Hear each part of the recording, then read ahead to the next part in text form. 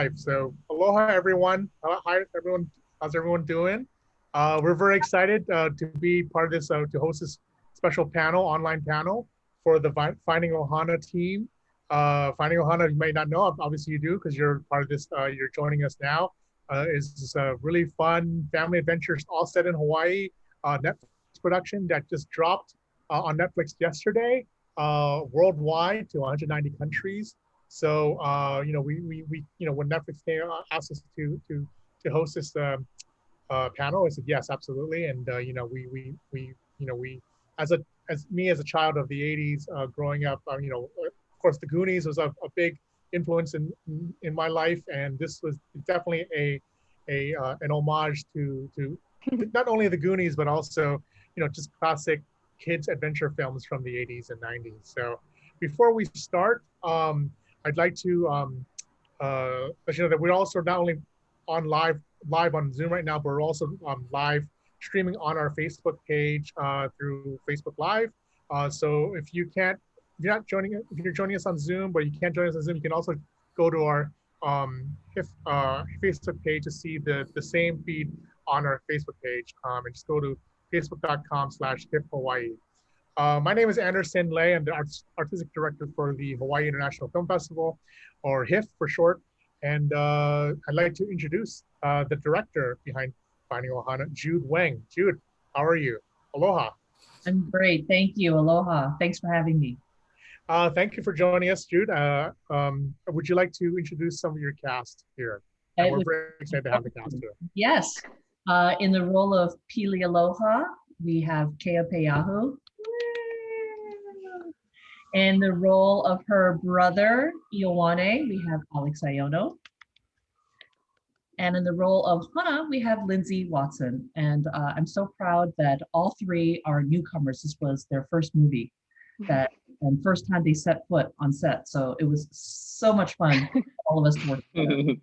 Yeah, I mean, we had planned one more cast member to be on to join us, but unfortunately, he's traveling right now with his family.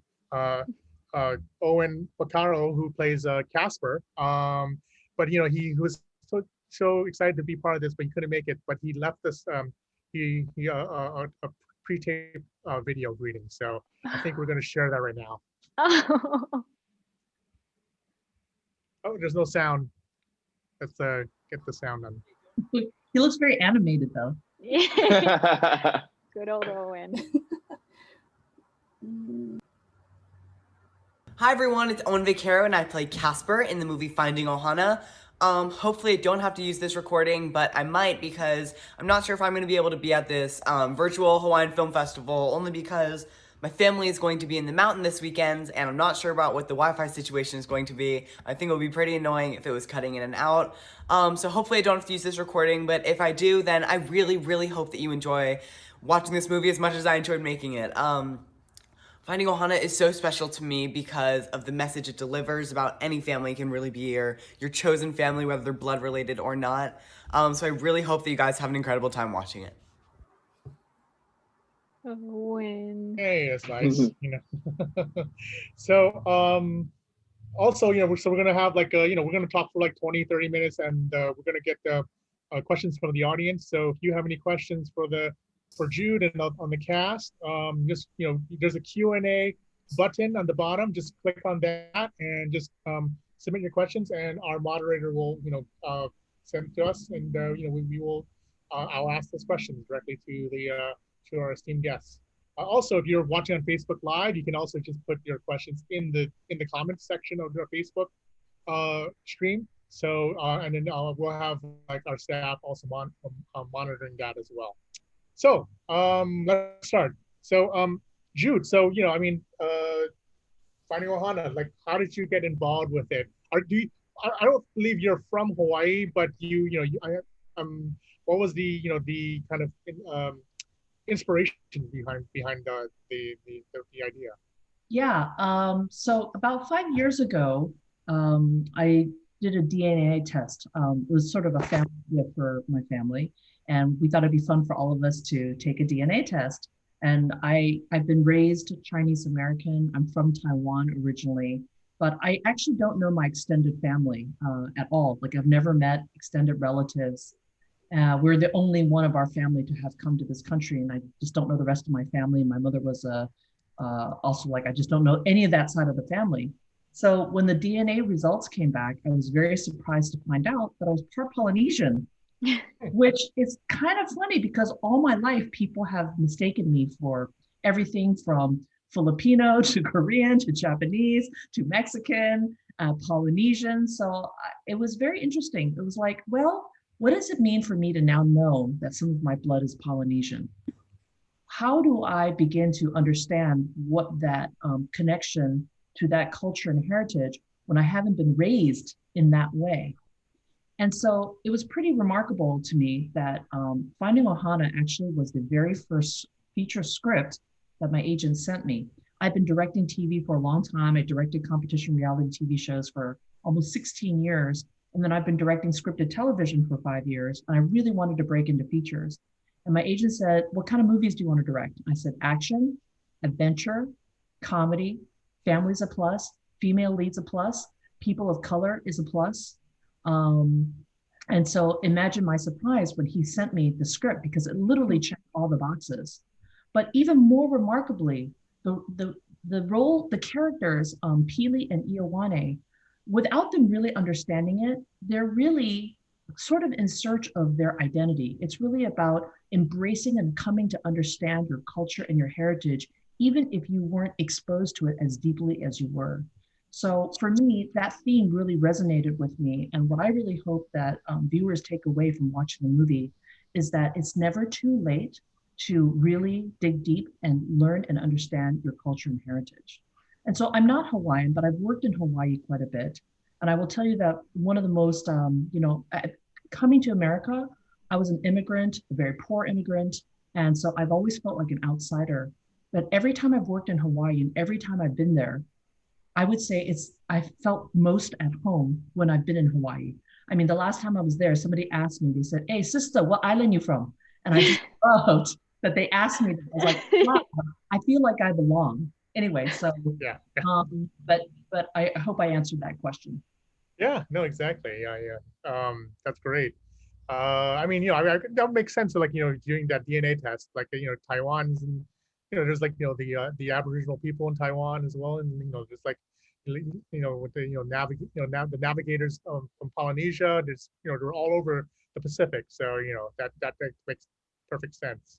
I should ask, I Yeah. did answer one of your questions, and I'll answer this briefly. Yeah. But Christina Strain, who wrote this script, when she was getting her MFA at AFI, everybody was writing all of these really serious movies, and she was like, I kind of just want to write like Goonies in Hawaii, because when she was growing up, she's Hapa, she grew up in Korea. She really felt like, there was really no representation at the time in the 80s, right? Like what characters in movies and television shows looked like us?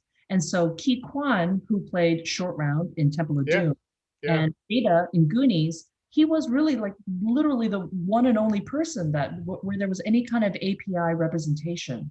And so she wrote that script, as a way to put, as she puts it, she's like, I wanted a movie full of datas. Yeah.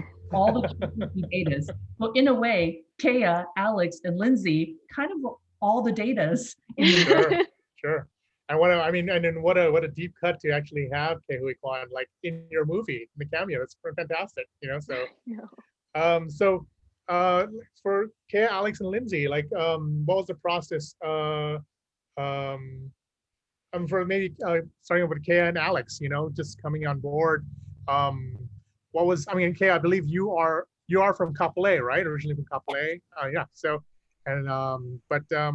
just tell me the process, like. You guys, was it open casting? Did your agent just contact you regarding the script? How did you guys get wind of the project? So for me, my manager contacted my mom And then my mom told me about it. And from the moment I read the script, I already knew it was something that I really wanted to do because of the character and the fact that it was going to be filmed in Oahu, which is where I'm from. And so this was before the whole pandemic, so I could actually go and physically audition. And when I went, I was really nervous because this was the biggest audition that I've ever done in my entire life. But as soon as I got in the room, the casting director, Leslie, she made me feel super comfortable. And then, I kept getting callbacks because they wanted to make sure that I was the right person for this role, Peely. And each time I went, I got more and more comfortable. And I found out from Jude, she called me and I found out I got the role. And I was in shock. My mom actually got it on film. My mouth like so wide, and I didn't know if I should cry or what I should do. But I was super happy, and this whole adventure, I mean, us as characters, we're going on an adventure, but I feel like us as people, we're actually going on an adventure, and it was a lot of fun for me. How are you, Alex? I mean, I got the adult version of I'm not even the adult version of that. Mine's just the same as that. And I just happen to be an adult. I mean, it's just been it's a whirlwind. And I think especially for actors or anybody who wants to know what it's like to be an actor, auditions like this, specifically like this, where you have the opportunity not just to represent yourself as an actor, but to also represent the Pacific Islander community. I'm not Hawaiian, I'm part Samoan Maori, but to just represent the culture that is of the Polynesian people, it comes few and far between. And so I think you kind of, as an actor, get numb to the auditioning experience. You kind of do an audition and you forget about it, and most of the time you don't get it. And this one was one of those ones that I remember the day. I remember the first day. Leslie Wu, the casting director, did an incredible job at making everybody, as I've come to learn, feel so comfortable and feel very confident in their auditions. And every step of the process, even to the last step of meeting Kea and Lindsay both at the chemistry read, which is where they pair up different options and see who works well together. It was just, it was really a fun experience that if it had ended, I'm very happy, knock on wood, that it didn't end and it went all the way through to filming the movie. But if it had ended, it was just an awesome experience overall, working with Leslie, working with Kea, working with Lindsay, working with Jude, who came in from the second audition. I never had a director who wanted to be so fully involved in the audition process. And so it just was all such a huge blessing. And then on top of that, we got to actually make the movie. Lindsay, how about you? I assume that your experience is very similar to Kea's and Alex as well.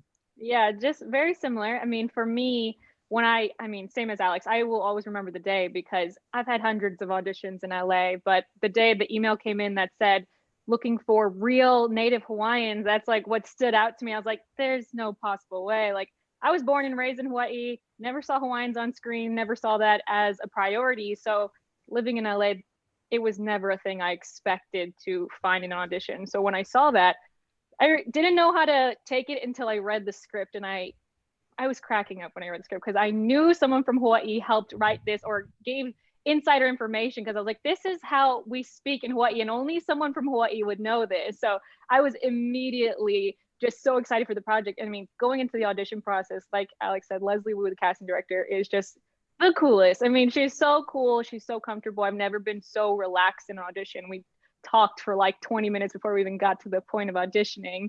And then audition just went so smooth. And then jumping to the chemistry read, we got in the room and we worked with really other like talented actors that we got to read with. But when the three of us got together, it just clicked. It worked. And it was such a surreal experience getting to start building this character and realizing that I was going to get to play a real Hawaiian girl on screen, and working with Jude, who was just so open to learning and making sure we represent the culture correctly. Because, as we know in Hawaii, it's very, very important to us. So it was so cool to see the whole process come through and then come out with this final product that it seems like people are really happy with. So it was fun. Yeah, that's interesting. I mean, just want to build on what Alex said earlier. I mean, him being of Samoan and Maori background and family background, and like so maybe with Kea, and then he was having this positive portrayal of Pacific Islanders, Polynesians on screen, because that's a rare occurrence, even though we live in this day and age of like diversity and stuff like that. But I mean, for Lindsay and Kea, not only you are playing Hawaiian characters, but also from you're both of you are from Hawaii, so and repping hard, repping the 808 really hard. So just talk about like just the fact that this is a major motion picture set in Hawaii, and it's like it's like it's like the Goonies. It's a family. There's like pirates and caves and gold and like all that stuff. So yeah.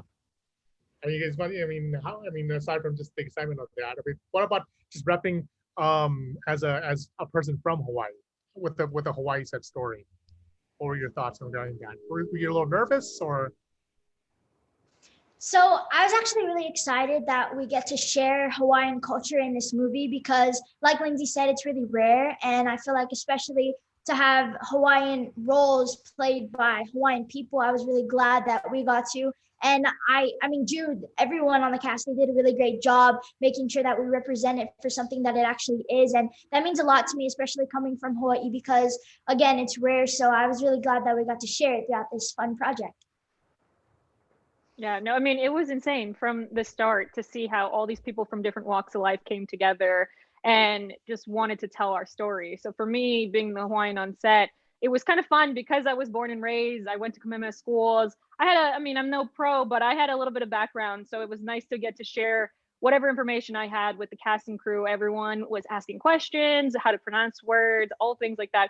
And yeah, there was definitely fear. There was a weight on my shoulders that definitely I wanted to make sure the people of Hawaii were proud. They weren't, we've seen it happen a million times that we see a film come through and it's just done wrong. And the people of Hawaii are so just offended essentially. And I get it. It makes sense. I felt it myself. So going through and knowing that it was going to be my face being a Hawaiian that was going to be on the screen, bringing our culture to the screen, it was super important to me that we were going to focus and do it right. So everyone there was constantly, we had Lopaka, who was our culture advisor, who made sure we were staying in line. We had all the Hawaiians on set. We had many Hawaiians. That was the coolest part, is knowing that the Hawaiians were getting to play the Hawaiian roles. There was no acting involved there. It was just a crazy experience to be there and experience it. And yeah, I was very happy. Anderson, I just want to add that we had a lot of cultural consultants involved from the very beginning, actually. Yeah. So, even before we went into pre-production, in the many stages of developing the script, we had a cultural consultant, we had a dialogue consultant, we had a tattoo consultant, we had a night marcher consultant. And the reason why we did this is because, look, as a minority, there's nothing more irritating, right, than watching a bunch of people, especially Hollywood is notorious for coming in and washing stories, right? Yeah. We did not, we didn't want to be a part of that trend. And so, I know there's a lot of people who probably even question, well, Jude, why were you directing this movie? And I think in my conversations with Netflix, I think I made a pretty compelling argument, not only because I was part Polynesian and that I'm, discovering my own identity, but I promised, like I 100% promised that I would do it right.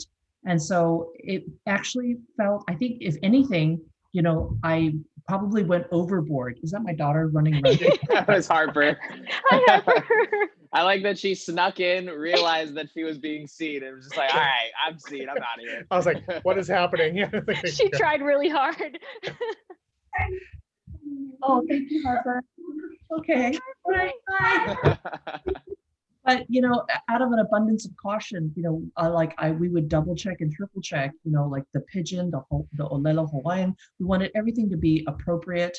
And we didn't want to offend anybody. We really wanted to do our best to honor Hawaiian culture and heritage, and also, and to be as authentic as possible. But there's also a fine line too, right? So, there's a scene that, and I know Lindsay, Alex, and Kea know that I've really belabored this, but there's a scene between Leilani and Kimo at the hospital where they're repairing their relationship, and they, do a ho'oponopono. And as we were doing the scene, we had 3 versions of that scene. We had an all Hawaiian scene, and then we had an all English version, and then we did a mix of it. And I wanted to have that option in post-production because I thought, okay, if I do the all Hawaiian version, I think that would be very powerful. But simultaneously, other than Hawaiians who know native Hawaiian language, everybody's going to have to read subtitles. So is that the right thing to do? I had a creative choice. And it was one of those things where ultimately I thought, if I do a mix of it, the nice thing is you only have to read subtitles sometimes. And hopefully there are other times where we didn't subtitle Hawaiian words because it's not that it wasn't important, but we felt like you would understand in context. And so the audience isn't busy reading subtitles. They're really just looking at the emotion and watching the performance exchange and that beautiful exchange between our actors. And so I will tell you, I stayed up many, many, many, many nights debating how to do that scene. And ultimately, I'm really pleased with how it turned out. And I would be very curious to hear from some of your audience members actually what they thought of that scene. Yeah, I mean, if you have any questions, I mean, if you have any comments regarding that particular scene, just add it to the Q&A box or on Facebook. If you just add the comments, and we'll try to get that asked here to the director and the crew. So, I mean, let's talk about I mean, really quick before we go to the questions from the audience. I mean, talking about, I mean, it is primarily shot in Hawaii, but I know the first part's shot takes place in New York, and then also and you also shot in Thailand, right? So I assume that was for the cave sets and stuff like that, right? Talk about that experience, like not only shooting in Hawaii, but going to Southeast Asia and shooting. I'd love to throw it to the cast, but I do want to preface it. If we could have, we would have shot the whole film in Hawaii. Yeah. If we could have. But caves are actually kapu, right? Yeah. Of the movie. And so that's really the primary reason why we filmed a lot of cave scenes in Hawaii, in Thailand. And so in Thailand, it was a mix of practical caves as well as cave sets that we built. Got it. I'd love to throw it to Lindsay and Kea and Alex to talk a little bit about that experience. Was it total culture shock, or I mean, just going to Thailand and I think the culture of the set, the spirit of the set, of everybody in the crew and everybody in the cast, it was a really awesome experience to not only learn, for those of us who weren't raised in Hawaii or raised Hawaiian and really enriched in the culture. We kind of got this amazing opportunity to obviously learn and deep dive into the Hawaiian culture. And then the second half of the filming, we actually got to deep dive simultaneously into the Thai culture, which as you came to find out, or as we came to find out, were wildly similar in its spirit of the word ohana. The way that the Thai people brought us in and treated us like family from day one. I mean, we're talking about the same exact energy. And this was my first movie, so I can't speak to a full crew change mid-movie, but I can't imagine it's easy. And the way that this film operated from one day we're in Hawaii, then 2 days after we land in Thailand, we're right back into the same work. And some of us were the same people that were there from Hawaii, but a large bulk were not. And it just was so fluid. And I think that that's really credited to how similar cultures are, from the workers that were here on the island to the workers that were there in Thailand. They gave us love, they gave respect, and it was impossible to not return that. So, go ahead, Kea. So for Hawaii, obviously I'm from Hawaii, and being back there, all of my family is there, and I have some friends. So even some of them got to visit on set and actually watch the cast and I act, which was really fun for me. And I just loved being home. I don't get to visit Hawaii a lot, so when I do, I really appreciate it. And I'm really glad to say that my first ever film was filmed there. And in Thailand, I mean, everyone was so sweet. I've never been, it was my first time, so I had no idea what to expect. But like Alex said, I mean, the energy that everyone carried, and everyone was so sweet, and it was really cool hearing like them speak like their language. Thai to English, it was really inspiring. Lindsay?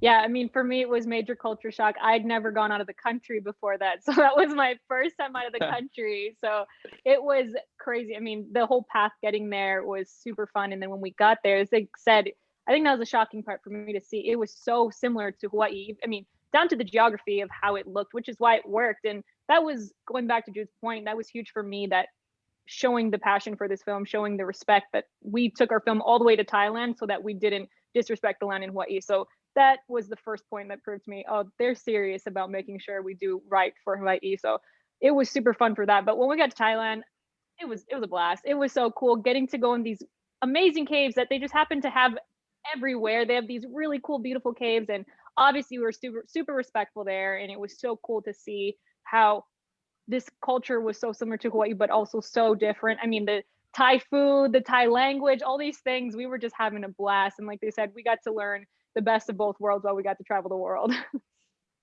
Very cool. Let's go into the questions now from the audience. Here's one from Georgia. Alex and Kea, your sibling relationship seems so authentic on screen. How easy or difficult? How easy or difficult was it to build such a natural rapport with each other as brother and sister? So, you guys. I mean, we met the first day of the chemistry read, and it was actually funny how we both had been fans of each other. You know, I had just finished, or not finished. I was, midway through this journey that I've been on in music and creating YouTube videos and YouTube content, and Kea was familiar with it. And then at the same breath, this was right after Kea had just been a part of a dance group that won World of Dance with the lab. And I loved watching World of Dance. And then I remember seeing these kids just obliterate adults. And I thought it was hilarious that they were just so much better than all of these adults who had been dancing for years and years and years. And as soon as we saw each other there, I think the biggest thing, and this is why it's amazing that Kea, holds this film up on screen in so many ways, is not just on camera, but off camera. She literally forced me to be a meaner older brother. She forced me to be more teasing. She gave me the freedom to spit water, if you've seen the movie, to literally spit water in her face. And after you did it the first time, her only response was to do it again. She was absolutely incredible to work with. And I think that that's something that made it so easy for us to get along off camera, because I knew that we didn't have to worry about having that chemistry on camera. So we could just spend time having fun when we weren't working. Yeah, I feel like Alex is literally like my big brother. Like, the only thing I would say is different is we don't fight as much. We actually get along pretty well. And you could ask anyone, like for example, when we would like go on the bus or like the van to go to set, be like listening to music and dancing, and we'd always be making like trillers and stuff. But I think that also helped, like the amount of time we got to spend like offset and onset with each other. I think it was really easy for us to get along. And I mean, I loved acting with Alex. Very cool. Add one more thing for the Yes. people who asked that question. I will tell you that as a director, I direct a lot of TV, and it's so remarkable. TV moves really fast. A lot of times, guest actors, they show up on set and they don't meet anybody until Right. you actually say action.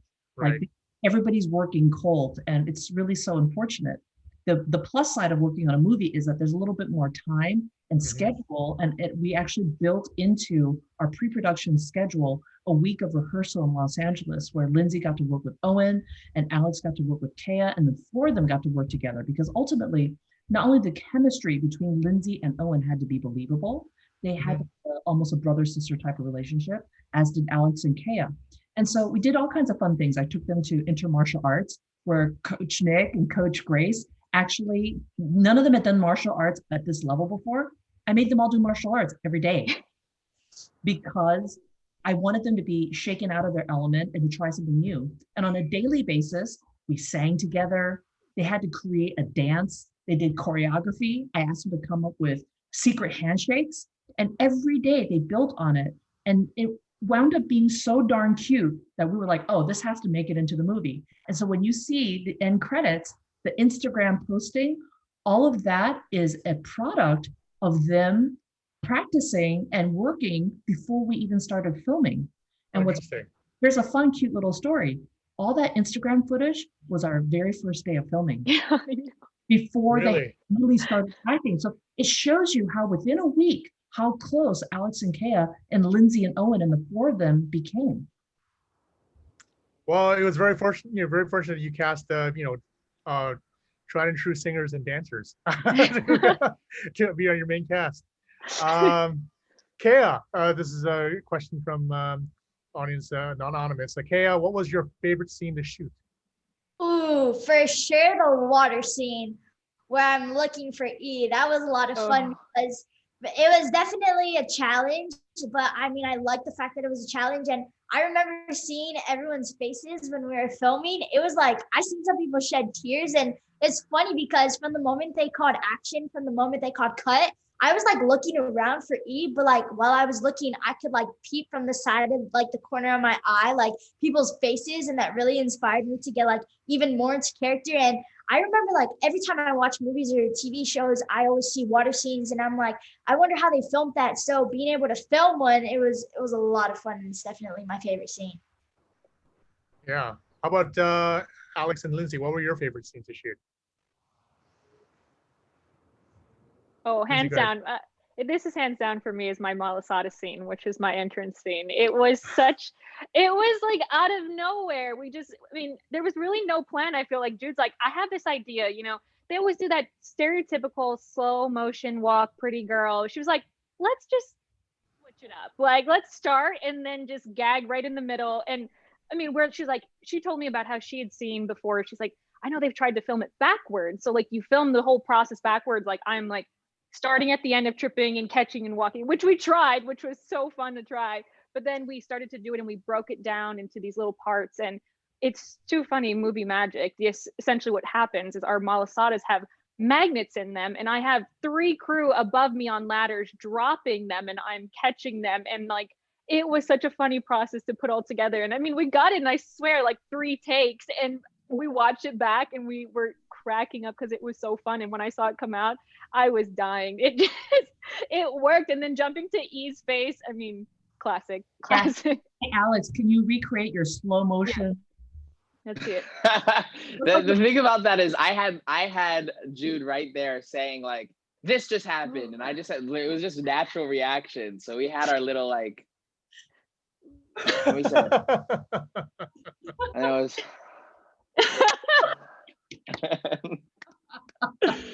One of my favorite moments that scene just described, Lindsay, between the two of you. Like there's like a mini little story that happens in that tiny little moment. It's hilarious. It's like, oh no, she's tripping. It looks really bad. Is she gonna lose them all? Oh no, she actually ends up catching it all. It's like, Yeah. oh, now she's hot. Now I'm really in love. Right. That was like straight out of Naked Gun. That was straight out of like that was really great.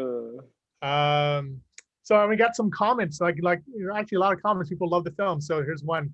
Love the film. Everyone did such a wonderful job. Loved how much representation there was in the film across the board. The actors, the Olelo Hawaii, the culture and the values of the Hawaiians, as well as people who are from Hawaii. I'm not Hawaiian. I was born on Oahu. I'm so proud of everything that this film got across. What a treat. Mahalo nui loa to everyone that made this film happen. Loved the pigeon. That the pigeon was authentic, so used to having it butchered and watered down on TV and in movies. Amy, as someone who grew up in Hawaii, I felt that every artistic choice that was made was the right choice. I was impressed with how accurate cultural representation was, down to the Hawaiian language and pidgin and use of subtitles. Like I want to bring up the subtitles. Like when I first saw the subtitle, I'm from Hawaii, so when you see some of the subtitles for the pidgin, I thought it was like, it was like, oh, weird, because I know what I know exactly what they're saying, but why there's, but then there's that disconnect. But I thought the subtitles was brilliant. I thought the use of subtitles was really, really brilliant because pidgin is like I mean like it's a lot of academics deem it as its own language, so yeah, so I think that was really cool regarding that. Oh yeah, the go ahead. word is the most difficult to translate, in my opinion, is the word ho'oponopono, because ho'oponopono is a ritual. It's not just, so that was another thing that kept me up like for many, many nights. It's like, how do I really translate this one word that is so much more than just a word, right? Right. And so, we ultimately chose, making it right? Like making it, make it good, make it right. Make it pono, yeah. Yeah, and for us, it was like the closest way to sort of express this. But like, I could spend hours talking with people about like the beauty of ho'oponopono. And it's interesting because like my daughter, has now picked up, like the other day, she was like, oh, I had this problem with my friend and I gotta make a pono with them. And I was like, oh my God, I picked up this word from the movie. It made me so happy. And I've heard my neighbors, my Jewish neighbors use this word. And it's like, wow. So if Lilo and Stitch taught, the world OHANA, and already we have Finding Ohana in our title, but maybe the other word that the world will learn is ho'oponopono and pono. Yeah, right. Yeah, someone said love the malasada scene. There's another question for Alex. How do you feel about spiders in real life? I have this motto that and it's on my Instagram page. It's always the same thing. It's fear less, and you put them together eventually, and you become fearless. And so in my real life, I used to be deathly afraid of spiders, like full blown, like no way, no how. And one of my first things that I did to try and start fearing less things was I went to one of my friend's houses who had a tarantula, and I just embraced it, and I let it crawl over me, and I let it do all the whole nine. So there's definitely a part of me that was very easily, connected to Ioane when he has this huge fear of spiders. But I'm very, very happy that I've done the really deep down emotional work to get over that. Here's a question for Lindsay from Carol A. I hear that you actually have a fear of heights just like your character. And I was wondering what was the experience of facing that fear on set? Oh my God. So this takes me back to what Jude was talking about, our icebreaker week in the beginning. So I've been afraid of heights my whole life. Where I get 20 feet from the edge of a 20 feet high and I'm like crying already. And get to this movie, I booked this role, I'm super excited. In the first week, they say, you're gonna go rock climbing. And I'm like, I'm gonna do what? So it was like this immediate moment where I had to kind of sit down with myself and realize, like, first of all, going on this whole journey with the movie is already going to push you out of your comfort zone. It's going to be scary. You're going to have to try a lot of new things. And why not just start here? And I couldn't have been more lucky with the crew around me. Alex, Kea, Owen, they were so supportive when we got there. They knew how scared I was, but everyone was really slow and supportive with me. And we're on the kiddie side, but I was still scared, and we got to climb, and I'd never gone like that high, and let alone there's this part of the rock climbing where they actually like drag you up this slope. Like it was probably 100 feet. Okay, it wasn't. It was like 30 feet, but it felt so scary, and I had to do it. I pushed myself through, and I did it, and I went up, and then it prepared me for the fact that when we got on set, we were in full body harness, 45 feet in the air. So there was no escaping the fear. I mean, the scene where Ian and Hannah are singing, we're on a real ledge in a real cave, like up high. So it was something that I had to just kind of face the fear. And I'd like to think I'm fearless a little now, so that I can, like, now in my daily life, not worry about it so much, because it was something, I guess it's that moment you're forced to push through, and it turned out great for me because now I'm not so scared. I can get to the edge of the cliff now and only cry a little. Yeah. Comment from Michaela from Facebook. Born and raised on the Big Island of Hawaii, and loved the movie. The Night Marcher scene was my favorite part, being that we have them in Waipio Valley. Ooh. I mean, that's what actually I want to talk about, the Night Marcher scene. The Night Marchers and the interpretation of the Night Marchers. I mean, growing up in Hawaii, you hear about Night Marchers. When in high school and you have nothing to do, you go ghost hunting, right? And you want to go to and so and you always hear about Night Marchers. Night Marchers, like many Hoonies and Night Marchers, right? So it's like so I thought the basically the interpretation of Night Marchers in the film was actually really, really cool. There is a sense of there is you build this kind of scary idea of what Night Marchers are, but at the same time it's almost like I mean, maybe especially being Asian, you're from Taiwan. And even in Chinese or Taiwanese, when it comes to kind of like the sense of purgatory, or a sense of this other realm, it's like not purgatory, it's not the wrong word, but this like other realm that's from another plane of existence, in between worlds in a way. And I think it's like, I thought the interpretation was really cool of how you guys interpreted the Night Marcher cinematically on the screen, and I assume I'm working with Lopaka Kapanui as the as the consultant and whatnot. Can you just talk about maybe just that, just interpreting the Night Marchers on screen? Yeah, absolutely. Well, number one, we did a ton of homework. Mm-hmm. I love to deep dive. I read everything. I not only talked to Lopaka, but I actually looked for other sources of people reporting their Night Marcher sightings, and I tried to engage some of those people with conversation. And so after doing a lot of homework, one of the things that I really thought very deeply about is how much do I show? You know, number one, you're not even supposed to look at a night marcher, right? If you think you're near night marchers, you better put your head down. You're supposed to prostrate yourself, and you're not supposed to look at them. And I understand that if they're family, that, you know, it would potentially be safe, but out of respect, you shouldn't look at them. So if no one's ever lived to look at them, how do we know what they look like? Well, the concept is that night marchers are fallen warriors. So I actually had this epiphany. I thought, we are not trying to depict night marchers in a cheesy or negative way. From a narrative perspective, we want to create a perception that they're malevolent, that they're dangerous, but it's because you're not their family, and out of respect, you better do the right thing. And as the characters go on this journey and have this incredible arc, and then ultimately get, you know, reunited with a family member, what you discover is night marchers, they're not good or bad, right? They're not malevolent. They actually end up being benevolent.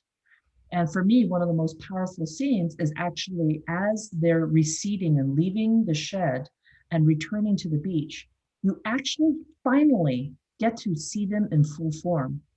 And we actually try to create generations of Hawaiian fallen warriors. So you actually see a female pilot. You see somebody in a World War I costume. Yeah, I saw that, yeah. World War II costume. You see someone from a Vietnam era costume. And so again, that was our way of actually paying homage and paying respect to Hawaiian fallen warriors, but of all generations, not just ancient ones. So that's one story I want to share. And then here's another quick, fun little story. About 10 years ago, I was working in Oahu on a documentary, actually. And I was with a couple of world-class photographers, and I was documenting their experience filming doing photography in Oahu. And so we went up to the North Shore, but the rain was insane that year. It was like record rainfall. And so it was just too difficult to do any photography or for us doing any video. So we started coming down, you know, the east side, the East Coast side. And as we were heading back to our hotel, all of a sudden I saw this bay, and I asked our driver, I said, I'm sorry, could you pull over? And they're like, what are you doing? It's like pouring rain. I said, I see this bay. I just have to go look at it. And everybody thought I lost my mind because they were all freezing. We were all soaking wet. I jumped out of the van. This van pulled over. I jumped out and I walked around the bay for like 15 minutes. I just got absolutely soaked, but I just felt this calling. I felt this great need to step out and look at it. And then it was a kind of a beautiful spiritual moment for me, just walking on the beach in the rain by myself. And I got back in the van and we went back to the hotel, and I have to be honest, I thought I'd never probably see that place again. While we were scouting for where the night marcher scene would take place, we were coming back from the North Shore, coming down the east side of the coast, and I saw that bay. And I was like, oh my God, please pull over. And our van driver this time pulled over in literally the same spot that I had stopped in 10 years ago. And I got out and I was like, guys, this is the night marcher scene. This is where we have to do the scene. When we brought Lopaka on board, he said, where are you planning to do the night marcher scene? I said, there's this bay. He said, oh my God, Jude, do you know that's where the night marchers march? That is where they are believed to come out of the oceans and march, you know, on the Akua moon, I believe. And so he said, we are planning to film. When are you filming that scene? It could be very dangerous for your crew. Right. So we told him, and we were filming on the night of the Akua moon. Oh, wow. So he came to the beach and he did a blessing, and we gave all the crew little bags of salt and tea leaves to keep in their pockets. Right. Chicken skin. Yeah, I know. I'm like freaking out over here. Well, Papa likes to believe that like there really was sort of a calling to film that more. Yeah. I mean, have you ever attended any of his ghost tours? Lopaka Kapanui's like Honolulu ghost tours. He does that. No, that's so much fun. I wish I had. It's great. Yeah, he's a great storyteller, you know, for sure. So we have time for maybe a couple more questions. Dowden Iga writes, Alex, Lindsay, and Kea, what is something that you learned from your characters? And who wants to start? That's a toughie.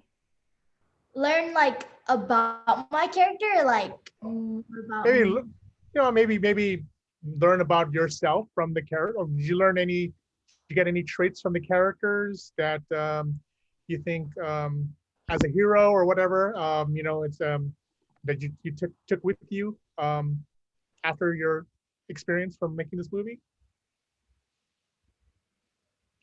I'll start. Yeah, So I think the biggest thing that I learned, and it's, I think it's very common, especially in today's world with social media, with where we are in as a society, especially in the United States.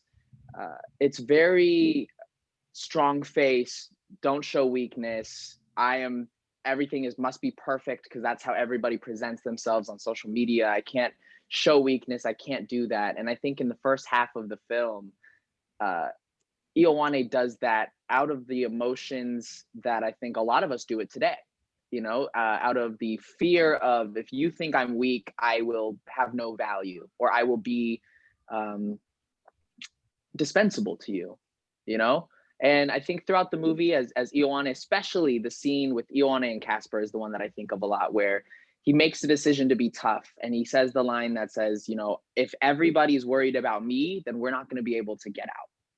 And I think for me, that was a big, especially in this film, and with Jude Wang at the helm, I want to give a warning. I'm going to give a huge rant before we finish this conversation about Jude Wang. But in the film, Jude Wang also is showing me that as somebody who in real life feels the need to always be ready and always be strong and never be, caught off guard or not ready or unprepared.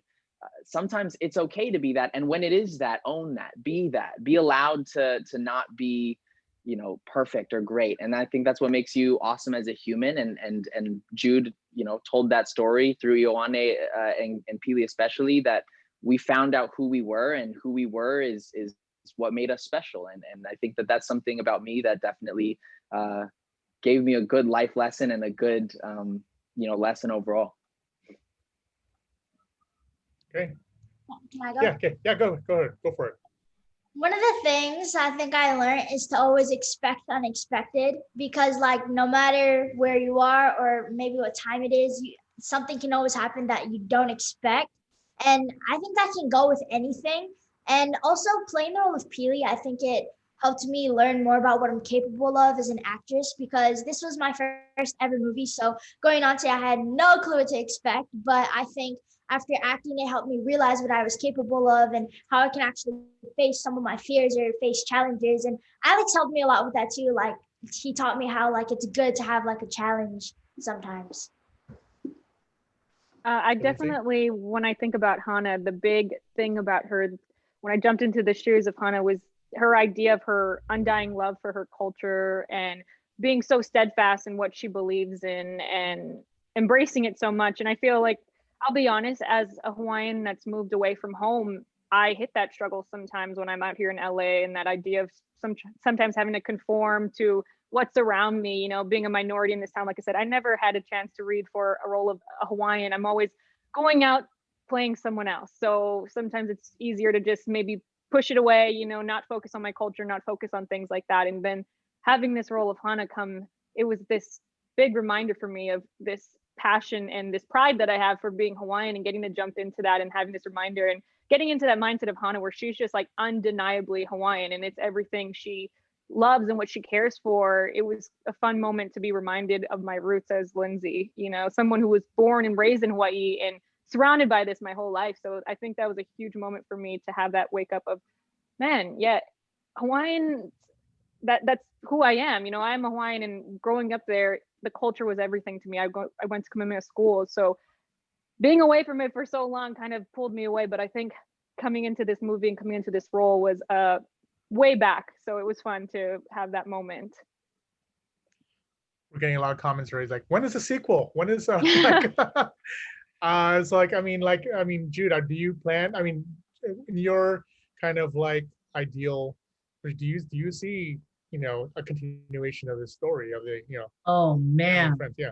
we are all so hopeful that there would be an opportunity for the sequel. There's so many more stories to tell. Like when we were on set, we'd all brainstorm, like what are so Hawaiian, folklore myths that, that really haven't been explored before. Like even the mo'o, the conversation about the mo'o, like that would be a really great storyline. So yeah, we would all be delighted to do a sequel, and hopefully that would be in the cards. If the numbers are good, enough people watch it, and we're, by the way, we are 6th in the States on the Netflix platform. 6th. Wow. Yeah, Wow. huge.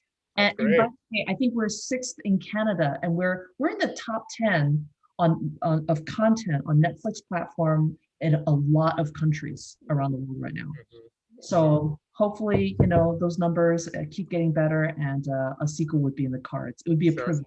right. So how to get to #1, everyone? You Oh, share wow. the word. That's Spread your the turn. love, Yeah, right? it's everybody's Exactly. turn. Yeah, exactly. I mean, just let's close out this conversation. I mean, like Kea, Alex, Lindsay, like this is basically your first foray into acting. Your backgrounds were in either singing or dancing. And what do you? I mean, just from this experience, what do you see? What are your plans for your next project, your next acting projects? Kea, why don't you start first? So right now during this whole pandemic, I think we all have to agree that we have to stay really safe. So I can't really go to physically audition, but hopefully when everything calms down and the numbers go down, I can start going to more auditions. And I'm really, really hoping for Finding Ohana 2 and maybe even 3. It was a lot of fun to film. Yeah. Lindsay? Yeah, go ahead, Lindsay. Yeah, I mean, for me, it's been pretty wild since Finding Ohana. I actually had the chance to work on 2 other films really safely in COVID. And those are the one film I'm really excited is going to be coming out later this year. And I'm hoping just essentially to jump on more films. That's just the passion. That's always the goal. I mean, this was just the craziest experience to kind of jump in, and it was like dipping the toes in. So now getting to jump on and feel more confident, I'm really excited. I'm hoping, as Kea said, as COVID chills, we can kind of have more auditions roll in and hopefully get on more projects. So Alex, I mean, you're usually based in LA, but you're actually zooming in from Waikiki, right? So Yeah. So yeah. I'm keeping that something. answer really, really short because I said I was going to give a rant about Jude, and I'm going to. So I've been very, very fortunate. I got to work a couple of more things since Finding Ohana, and I'm currently in Waikiki on Oahu to work on another project. That being said, I'm going to go wherever the wind takes me. But I want to say something specific because it's something that I've been thinking a lot about, especially today. This is my first film. This is Kea's first film, Lindsay's first film, and Jude's first big moment. And I think the biggest thing that comes with that is you get the reviews, and the last 4 or 5 days have been full of reviews, and you read them all, and some are just making you smile left and right, and some of them really make you think. And if you don't think about it in the right way, you can get really down about it. And I want to say something specifically to Jude's credit, because I know movies take a village and everybody has to play their role. But if you look at all of the reviews across the board, any negative piece of a review on a film always starts with they focused too much on blank and didn't focus enough on blank. And the thing that I saw in that was that Jude Wang is such an incredible storyteller. There were so many plots that go on through this movie. You had love, you had family, you had adventure, you had fear of death, you have relationships in families and friendships, all of those things. And I realized that the reason why people would say that, specific people, is that they were looking for that exact emotion in their own life. And because it was, I think the director's cut was originally 3 hours, right, Jude? Cut down to 2 hours. I'm sure if we all got our way, the movie would be, the Lord of the Rings trilogy. And Jude Wang is just such an incredible storyteller. And I think throughout the reviews, that's something I've really realized, is that she did so good at telling the story of even the smallest intricacies of relationships between 2 characters across the board. And as I've read the reviews, I couldn't help but sing her praise, especially in a situation like this with where we are with, it's a film festival, and this is where high quality pieces of art come in. I'm very, very blessed to have been a part of this project with an incredible cast and incredible crew, and specifically in this quote, an incredible director.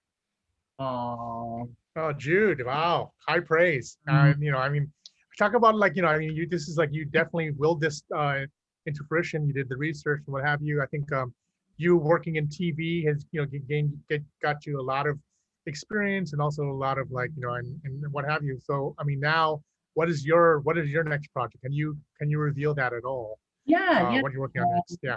I can. Well, I'm working on I'm developing a few features. I'm doing another project with Netflix that is yet to be announced. And I'm also working on a feature for Amazon that would star Aquafina and Karen Gillan. And Alright. the two of them met on Jumanji, and they had such a blast that they really wanted to work together some more. And so we're very lucky to have them, and it'll be produced by Ian Bryce as well. Who, I'm going to do a quick rant on Ian Bryce, and I know everybody does the same. Really great producing is sometimes invisible, and it's so easy to take for granted what a producer really does. And Ian Bryce, yes, he's worked with Steven Spielberg on Saving Private Ryan. He's worked with Michael Bay on all these Transformer movies. He's done some of the biggest movies in the world, right? Some of the biggest franchises in the world. And he came on to produce a movie like this, and there was none of that big movie attitude. He was so passionate, so caring, so loving. Some of our best initiatives that we did for Hawaii actually came out of Ian's brain. So for example, normally when you're working with the cast and crew, like we were leaving Hawaii to go to Thailand, normally you'd probably do some kind of crew gift. And instead of giving people baseball caps and t-shirts, he came up to me, he said, Jude, what do you think of us taking that money that would normally go to a crew gift, and we actually put it towards something meaningful in giving back to Hawaii? What if we planted a tree in every crew member's name? And I was like, I think the crew would love that. So that came from Ian Bryce. And so we also started a scholarship fund, by the way, at the University of Hawaii, a creative writing scholarship fund so that Hawaiians can tell more Hawaiian stories. And so there was just a lot of these types of initiatives that, this howly producer but like for me, like it's not my place to give him a Hawaiian card, but like his love and his respect for Hawaii comes through even in, as I said, invisible ways that a lot of people wouldn't notice. He'd probably be embarrassed that I'm even talking about it.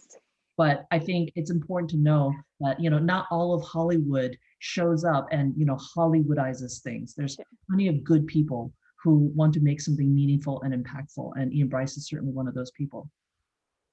Well, congratulations to Jude and to the cast, to Lindsay, Alex, and Kea, to the whole entire Finding Ohana team.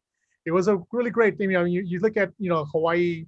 I mean, it's funny that a lot of it takes place in Kualoa Ranch. That's kind of like the backdrop for every big major Hollywood movie, right? Like you think of Jurassic Park, you think of Lost, what have you.